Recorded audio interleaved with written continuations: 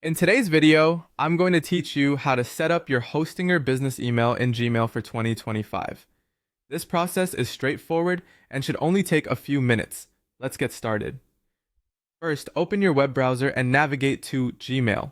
Once you're in Gmail, look at the top right corner of your screen and click on the gear icon to access your settings. This will open a drop-down menu where you need to select See All Settings to proceed to the full settings page. Next, once you're in the settings, navigate to the Accounts and Import tab. This is where you can manage your email accounts and import settings. Here, you'll find an option labeled Add a Mail Account. Click on this, and a new window will pop up prompting you to enter the email address you'd like to add. Go ahead and type in your hosting or business email address. When you're done, click on Next to continue. You'll then be asked to enter the password for this email account. Carefully type in your password to ensure there are no errors, as a mistyped password could prevent the connection from being established. Before proceeding, you will need to gather some information from your Hostinger account.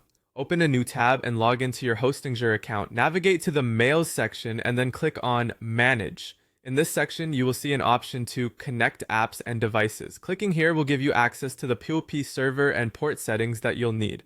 Once you have the required POP server details from Hostinger, go back to Gmail and paste them into the appropriate fields. Additionally, you'll see several checkboxes. Ensure you select the first 4 options. These options generally involve choosing whether to leave a copy of the retrieved message on the server and whether to use a secured connection. Once you've completed these steps, click Add Account. This finalizes the settings for receiving emails.